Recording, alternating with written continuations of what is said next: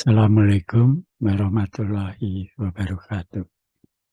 Hello guys, welcome back to my YouTube channel, Cindro Channel.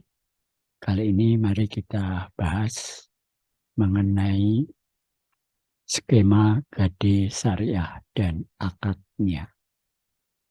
Sebisa mungkin tentu manusia pada umumnya menyesuaikan pengeluaran agar tidak melebihi jumlah pendapatannya. Beragam cara mengatur keuangan pribadi dan rumah tangga dilakukan untuk mewujudkan hal tersebut. Akan tetapi ada kalanya kebutuhan yang tidak terduga muncul dan memang harus dipenuhi. Namun bagaimana jika kebutuhan tersebut muncul di saat budget sudah habis? Mungkin mempertimbangkan KD syariah sebagai solusi dapat dilakukan. Tetapi bagaimana cara kerja KD syariah?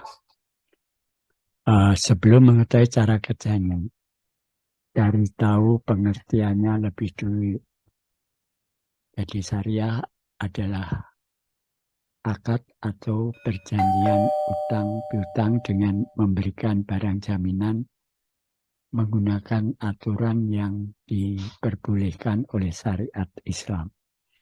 Ada istilah rahan dalam ilmu ekonomi syariah. Rahan adalah kata dari bahasa Arab yang artinya tetap, kekal, jaminan.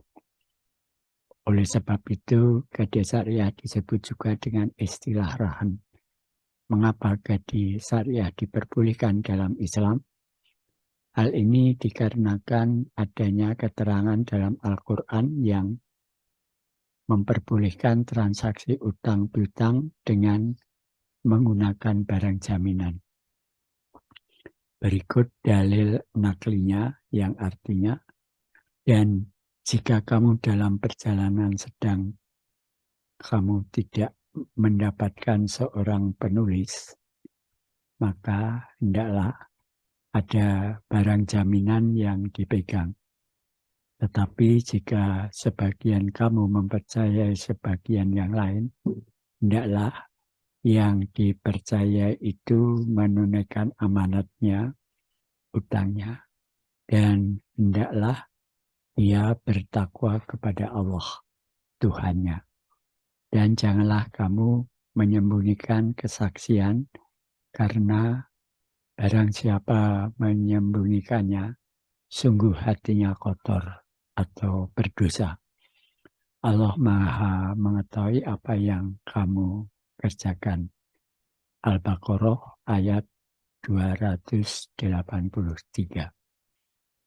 Berbekal dasar ayat di atas yang diperkuat lagi oleh beberapa hadis Nabi, Majelis Ulama Indonesia melalui Dewan Syariah Nasional atau DSN juga mengeluarkan fatwa terkait KD syariah. Ada 2 fatwa yang dikeluarkan Dewan Syariah Nasional Majelis Ulama Indonesia mengenai rahan atau KD syariah, yakni fatwa DSN nomor 25 DSN MUI 3 Romawi 2002 tentang rahan, dan fatwa DSN nomor 26 DSN MUI 3 Romawi 2002 tentang rahan emas. Oleh sebab itu, akad atau perjanjian KD syariah juga berbeda dengan KD konvensional. Kalau begitu, apa akad KD syariah itu? Akad KD syariah selain halal transaksi pinjam-meminjam dengan KD syariah, jauh lebih menguntungkan daripada KD konvensional. Hal ini dikarenakan akad yang diterapkan dalam gade syariah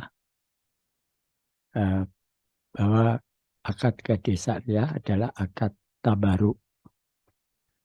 Akad inilah yang membuat gade syariah lebih menguntungkan karena tidak adanya bunga yang umum terjadi pada gade konvensional sehingga terbebas dari riba. Selain itu, biaya jasa titip barang hanya dibayarkan 1 kali di muka. Dalam pelaksanaannya, akad tabaruk pada gade syariah terbagi lagi menjadi 4 jenis, yaitu qardul hasan. Yang pertama, jika sahabat kalian membutuhkan budget untuk memenuhi kebutuhan konsumtif, maka kalian akan dikenakan akad qardul hasan. Peminjam atau rahin akan dikenakan biaya perawatan dan penjagaan barang, gade atau marhun, oleh pihak pergadian atau murtahin. Ketentuan lanjutnya ialah barang gade hanya dapat dimanfaatkan dengan cara dijual. Contohnya ialah barang elektronik, emas, dan benda berharga. Pihak pergadian hanya membebankan biaya administrasi kepada peminjam atau rahin. Yang kedua yaitu mudharabah. Akad selanjutnya adalah akad mudharabah. Berbeda tujuan dengan akad qardul hasan, akad mudharabah akan dikenakan kepada rahin yang meminjam untuk keperluan produktif, seperti modal usaha ataupun membeli peralatan atau mesin untuk berdagang.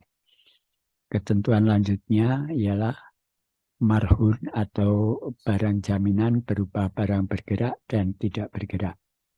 Beberapa contohnya ialah barang elektronik, emas, tanah, rumah, kendaraan bermotor. Memperoleh keuntungan yang akan diberikan setelah dikurangi biaya pengelolaan marhun. Yang ketiga adalah bai mukayadah. Akad ketiga ialah bai mukayadah. Akad bai mukayadah serupa dengan mudharabah, yakni peminjaman untuk tujuan produktif. Hanya saja pada akad bai mukayadah, peminjam atau rahim bisa memilih untuk menggunakan akad selain tabaruk, yakni akad jual beli. Yang keempat ialah ijaroh. Akad gade syariah terakhir ialah ijaroh. Pada akad ijaroh, rahin atau peminjam menitipkan barang jaminannya atau marhun di tempat yang telah disediakan oleh pemberi pinjaman atau murtahin. Nantinya setelah memutuskan masa waktu pinjaman, rahin membayar biaya sewa tempat tersebut kepada murtahin. Tentu besar nominalnya telah diketahui dan disepakati oleh kedua pihak di awal kesepakatan. Rukun gade syariah. Setelah mengetahui akad gade syariah tentu tidak lengkap jika tidak mengetahui apa saja rukun gade syariah. Pasalnya, hilangnya salah satu rukun bisa membuat kesepakatan gade gagal. Oleh karena itu, berikut 4 rukun gade syariah. Yang pertama, barang yang digadekan atau marhun.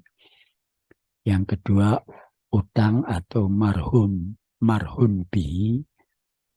Yang ketiga, ijab qabul atau sigot. Yang keempat, peminjam uang atau pemberi gade atau rahin. pemberi pinjaman atau penerima gade atau murtahin, perbedaan gade syariah dan gade konvensional. Setelah membahas tentang pengertian jenis akad serta rukun gade syariah, cukup terlihat perbedaan signifikan antara gade syariah dan gade konvensional. Pada dasarnya, perbedaan keduanya terletak pada akad atau perjanjian yang digunakan. Perbedaan akad tersebut membawa pada perbedaan cara perolehan keuntungan dari pihak pergadean, dari biaya jasa penyimpanan dan pemeliharaan pada gade syariah.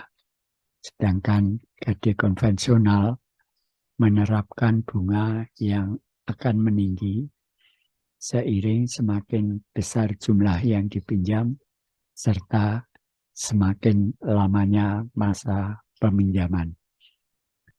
Hal itu terjadi karena akad tabaruk yang diterapkan dalam gade syariah bersumber dari ketetapan Al-Quran serta hadis-hadis Nabi. Berbeda dengan gade konvensional yang tidak mempertimbangkan hal yang dilarang atau dianjurkan dalam Al-Quran. Jadi kalian sudah tahu kan perbedaan gade syariah dan gade konvensional? Oke, cukup sekian dulu pembahasan kita mengenai